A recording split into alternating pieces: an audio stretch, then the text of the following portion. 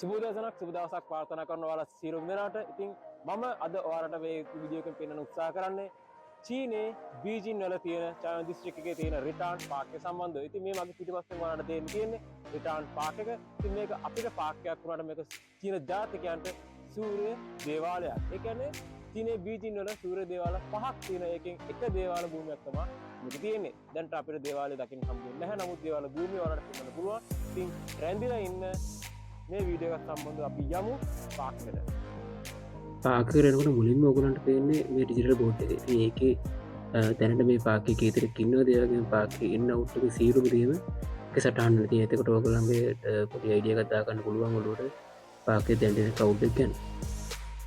මේ තියෙන්නේ ඊළඟ ඩිජිටල් බෝඩ් එකෙන් මේ අවුට තියෙන සම්පූර්ණ කාර්බනික සීලුම තොරතුරු මේ බෝඩ් එකෙන් අපිට පෙන්නනවා. එකත් අපිට මේ වැදගත් වෙන පාර්ක් එක ඇතුලේ ඇවිදින්න යන කලින්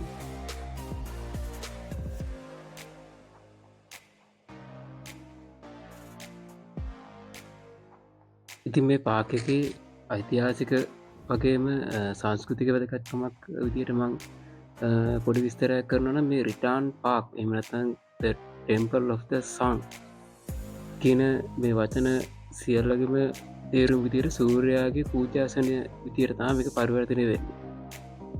ඉතින් මේක මිං සහ ක්‍රී රාජ්‍ය වංශවල ඒ අධිරාජ්‍යයන් සූර්යයාට ගෞරව බුහුමන් කරන සූර්යයාට චාරිත්‍ර වාරිත්‍ර කරන්න ඉටු කරන්න හදපු පූජා භූමියක් විදිහට තමයි මේක සැලකෙන්නේ.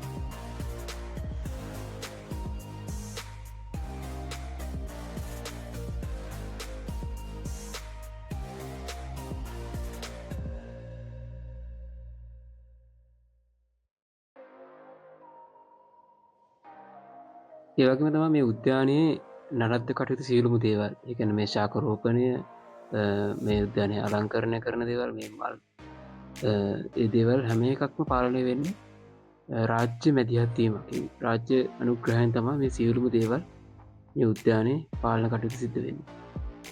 ඒ වගේම මේ උද්‍යානය බලන්න එනවා නම් ඔයාලට චීනයේ බීජින් වල තියෙන මේ රිටාන් පාර්ක් එක ඉන්න හොඳම කාලේ තමයි අප්‍රේල් අග සහ ඔක්තෝබර් මුල කියන මේ කාල දෙක. ඒ කියන්නේ වින්ටර් එක සීත ඍතු පටන් ගන්න මුල සහ සීත ඍතුවේ අවසාන අදියරේ. ඒ කාලේ තමයි මේ පාර්ක් එක හොඳටම මේගොල්ලෝ මේක මල් වලින් සරසලා මේක ඇත්තටම ලස්සන කරලා ගන්නේ මේ කාලේ පරාසය තුල තමයි. ඒකෙදී ඔයගොල්ලන්ට හොඳ ෆොටෝස් වලට හැම දෙයකටම වගේ හොඳ view එකක් ගන්න පුළුවන්. ඒ කාලය තුළ ඇතුළත ඔයාලා මේ පාර්ක් එක විසිට් කරනවා නම්.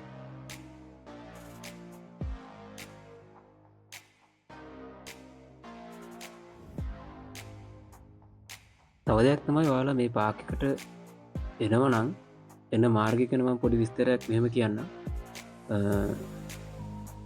බීජින් වලට ඔයාලා ඇවිල්ලා සබ්වේ එහෙම නැත්නම් උමන් දුම්රිය මාර්ගයක් ඔස්සේ ඔයාලා එනවා නම් ඔයාලා තෝරගන්න ඕනේ ලයින් 1 කියන දුම්රිය මාර්ගය. ලයින් 1 කියන දුම්රිය මාර්ගයෙන් ඇවිල්ලා යොන් අංග්ලි කියන රේල්වේ ස්ටේෂන් එකකින් ඔයාලා එක්සිට් වෙන්න ඕනේ. යොන් අංග්ලි. ඒකෙන් එක්සිට් වෙලා Google එකේ ඔයාලට සර්ච් කරලා බලන්න පුළුවන් රිටාන් පාර්ක් කියලා සර්ච් කරලා දුන්නේම එතන ඉඳන් කිලෝමීටර් 1ක වගේ දුරක් යන සාමාන්‍ය මිනිත්තු 15ක වගේ දුරක් තියෙනවා. මේ රිටාන් පාර්ක් එකට හරිම රේසින් හොයාගන්න පුළුවන්. ඉතින් ඒ විදිහට හරිම රේසින් හොයාගන්න පුළුවන් ඔයාලට මේ පාර්ක්.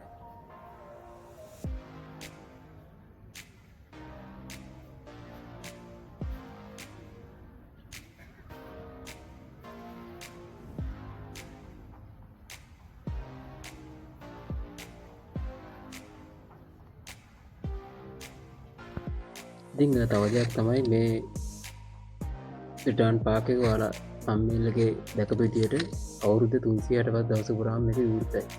උදේ 6 ඉඳලා රෑ 10 වෙනකම් මේක විවෘතයි. ඕනම කෙනෙකුට බාලා මහලු සියලු දිනාට මේ පාර්ක් එකට ඇවිල්ලා Tamanට කැමති විදිහට තමන්ගේ නිදහසේ ඉන්න කියන නටන්න ගයන්න හැම දෙයක් ඕන විදියට ඕන තරම් නිදහසකින් ව්‍යායාම කටයුතු වගේම අනිත් දේවල් මේකේ සිදු කරන්න පුළුවන්. කාගෙන්වත් ඒකට අවසර ගැනීමක් සිද්ධ වෙන්නේ නැහැ. අවසර ගැනීමක් අවශ්‍ය වෙන්නේ නැහැ. ඒවලට දකින්න පුළුවන් ගොඩක් මහලු උදවිය මහලු කට්ටිය එන අපි වයස ගැන හිතන්න නැතුව යාල පුදුම විදියට වින්දනයක් ලබනවා මේ පාකකේ මේ ක්‍රියාකාරකම්බලයේදිලා ගොඩට බලන්න පුළන් වීඩියෝකි අතරමැද ඒගොල්ලෝ කරන නැටුම් ව්‍යායාම වගේ දේවල් ගොඩක් දේවල් තියෙන මේක යාල කරන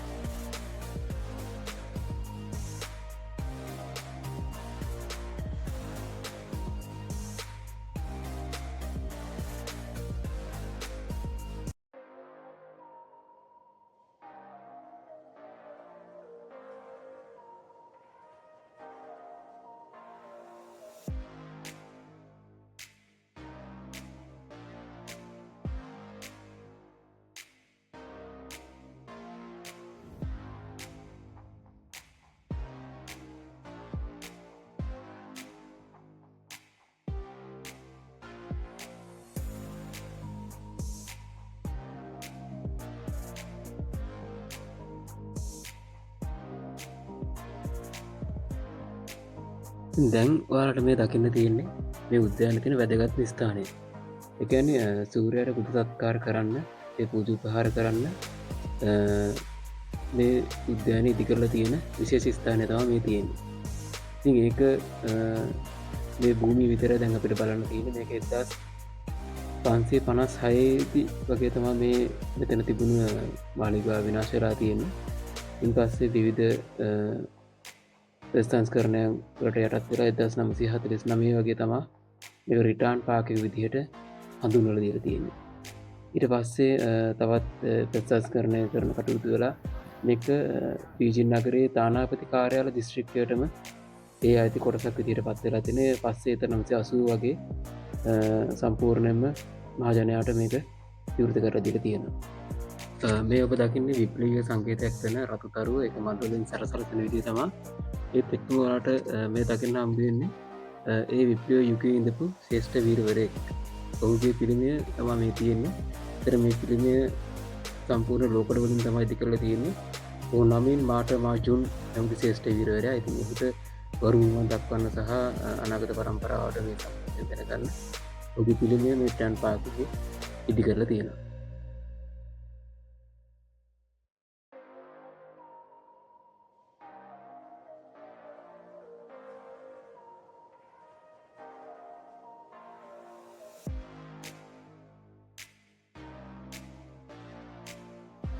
මේ සූර්ය උද්‍යානයේ වර්ගමීටර 2,90,000ක් වගේ ලොකු භූමි ප්‍රමාණයක් තුළ විහිදෙනවා.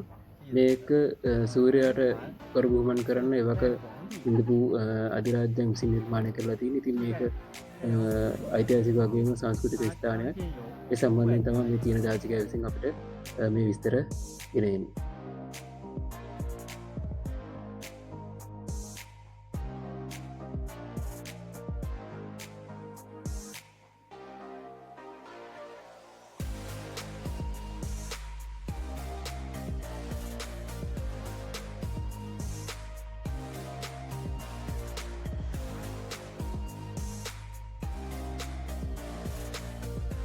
ඔයාලට දකින්න පුළුවන් මේ හැම තැනම ඉතින්ම ගොඩක් කට්ටිය එන්නේ මේකට ව්‍යායාම වල ඉතින් තමයි ගොඩක් මේ පාර්ක් එකට එන්නේ. ඉතින් ඔයාලා සියලු දෙනාටම වීඩියෝ එකේ මෙච්චර වෙලා රැඳී සිටියට බොහොම ස්තුතියි. ඉතින් මම තව මේ වීඩියෝ එකේම තවත් කොටසක් ඉස්සරහට ගෙන්න බලාපොරොත්තු වෙනවා. මේකේ එලිමහන් ජිම් එකක් තියෙනවා. ඒ වගේම අපිට කුඩා ළමුන්ට වෙන් කරු වෙනම පාරාදීසයක් තියෙනවා. ඒවා සියලු දේම ඔයාලට ලස්සනට පෙන්නන්නම් මම. ඉතින් තාමත් channel එක subscribe කරලා නැත්නම් subscribe කරලා like එකක් දාලා bell button එක ඕල් දාලා තියාගන්න. මගේ මේ වීඩියෝ දාපු ගාම ඔයාලට හම්බ වෙන්න. ඉතින් සුබ දවසක් ප්‍රාර්ථනා කරන සියලු දෙනාටම බොහොම ස්තුතියි.